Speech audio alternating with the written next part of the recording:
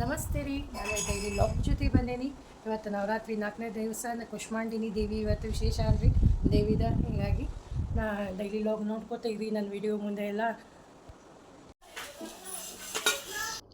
Sunday ಬೆಳಿಗ್ಗೆ tiffin ಏನು ಮಾಡ್ಬೇಕಂತ ಗೊತ್ತಾಗತ್ತಾಗಿತ್ತು. ಹೀಗಾಗಿ ಒಂದು ಅರ್ಧ ತಾಸು ಅದೇ ಟೈಮ್ ಹೋಯಿತು ಏನು ಮಾಡ್ಬೇಕಂತ ಹೇಳಿ.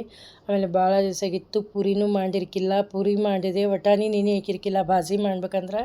ಅದಕ್ಕೆ ಹೀಗಾಗಿ ಪುಟಾಣಿ ಮತ್ತು ಅದು ಬೆಟ್ಗೇರಿ ಚಟ್ನಿ ಮಾಡಿದ್ದೆ ರೀ ಪುರಿ ಜೊತೆ. ಆಮೇಲೆ ಮಗಳು ಪುರಿ ಅಲ್ಲೇ ಖಾರದ ಪುರಿ ಬೇಕನ್ಲಿಕತ್ಲ ಬಟಾಟಿದು.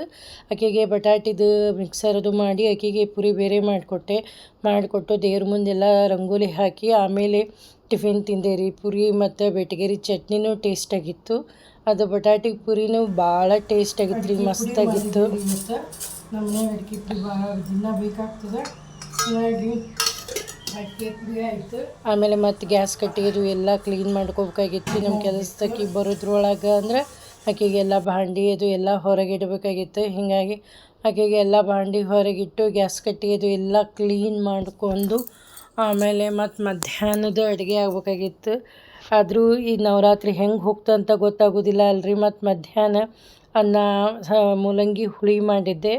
ಆಮೇಲೆ ಬದ್ನೆಕಾಯಿ ಸ್ವಲ್ಪ ಸಣ್ಣಗೆ ಹೆಚ್ಚಿರಿ ಅದನ್ನ ಸ್ವಲ್ಪ ಎಣ್ಣೆಯೊಳಗೆ ತಾಳಿಸ್ಕೊಂಡು ಅದಕ್ಕೆ ಸ್ವಲ್ಪ ಉಪ್ಪು, ಖಾರ ಪುಡಿ, ಆಮೇಲೆ ಸ್ವಲ್ಪ ಶೇಂಗಾ ಪುಡಿ, ಎಳ್ಳು ಪುಡಿ ಹಾಕಿ ಬಿಟ್ಟು ಬರೀ ತಾಳಿಸ್ಕೊಂಡು ಬಿಟ್ರೆ ರೀ ಭಾಳ ಟೇಸ್ಟಾಗಿರುತ್ತದೆ. ಮಸ್ತ್ ಬರೀ ಅನ್ನ ಸಾರು ಜೊತೆ ಅಂತ ಇಷ್ಟು ರುಚಿ ಹತ್ತದ ಅಂದಿರಿ.